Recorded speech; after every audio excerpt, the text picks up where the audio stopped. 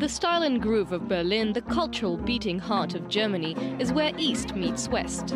The city, which only several decades ago was left in ruins by World War II, arose as a multicultural phoenix from the once national ashes. Berlin is filled with artists and filled with musicians, so it makes making a music ensemble easier than other places in Germany. Israeli musician Yuval Halpern was contacted by Iranian Babak Shafian, who told him he would like to create a music ensemble combining Jewish Israeli and Persian Iranian musicians. At first I thought, okay, a guy from Iran contacting me, maybe he wants to kidnap me, maybe he's a terrorist. But then I thought, well, I googled him a bit and I thought, well, I'll just give it a try. And that's how Sista Nagila was born. Consisting of Iranians and Israelis who communicate through music, its hybrid name originates from the southern Iranian county of Sistan, which almost naturally completes the Jewish folk song Hava Nagila. For me, it was fascinating because before Sista Nagila, I've never had any Israeli friends. This is why I was glad to take part in this project. Through the media, it's easy to believe that Iranians and Israelis will always be in conflict, but they are interested in each other. Welcoming artists from all nationalities, Berlin has become an artistic melting pot. It allows us to do something that we could not do in other places because it's kind of a no man's land, you know, it's not Israel and it's not Iran. Yesterday I met a new ensemble from Israel.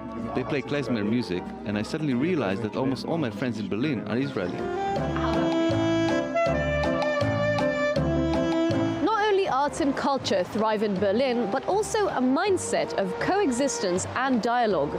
Here in the neighborhood of Neukölln, which is where a rabbi once proclaimed was a no-go area for Israelis and Jews because of the high population of Muslims, a joint effort was established. At the beginning we were 4 people of Jewish and Arabic backgrounds, and now we have almost 100 people who work at the group in different ways of all various cultural and religious backgrounds. Armin Langer's Salam Shalom initiative, celebrating its one-year anniversary, tries to address issues of both conflict and coexistence.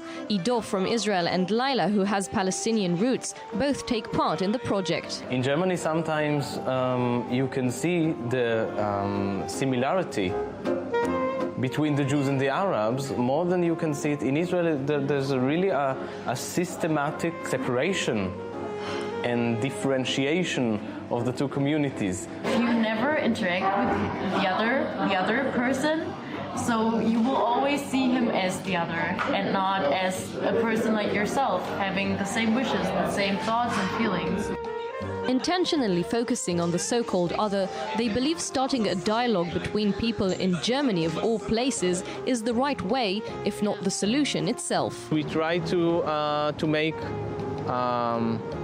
a good society here and a good connection here in Berlin. I think it's also really important if you start talking together, not to do it on the political issues at first, because you always have a different opinion. No matter how close you are, you always have a different opinion. So you have to start off at another level.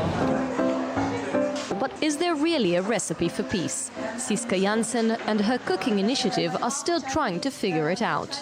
Siska, a half-Dutch, half-Indonesian living in Germany, is trying to bring Israelis and Palestinians closer together. Cooking brings people together. It also eating together, also with other people, inviting other people to learn what the Middle East cooking is all about. The Cooking for Peace initiative aims to connect Israelis, Palestinians and other nationalities by focusing on similarities like food rather than political differences. I don't believe a lot in politicians anymore. The only people who can make a difference are the normal people like you and me, who are cooking together, who are eating together.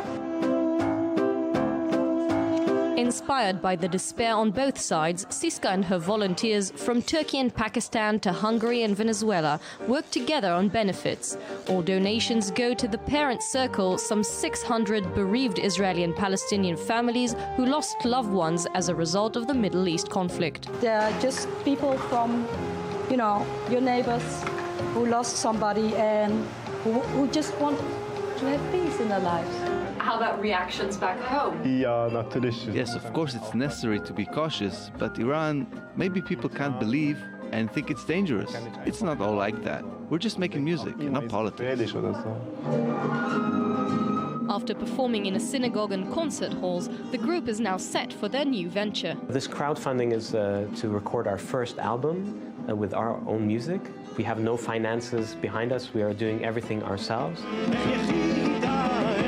As much as they try to leave politics aside, the group understands there is a political statement by merely working and performing together. I hope that someday in the future there won't be any problems between the two countries and we could visit Israel and Israelis could visit Iran, and perhaps we could perform there. Until then, Sister Nagila is all about creating music together, conveying a very simple message. Music brings people together. Music builds a bridge between cultures, and to show the world that it's better to make music than war. And to those who call it naive or euphoric, Armin has an answer. These conflicts don't exist in Berlin. We build the bridges instead of the walls. As coexistence in the Middle East is becoming a distant dream, it just might be that only on foreign land, and perhaps specifically on Berlin soil, a new form of friendship can emerge. Beyond the black history in the past, there is an alternative present, which is very difficult to find in Tel Aviv or in Tehran, but is already happening here in this city. Shahar Peled, I-24 News, Berlin.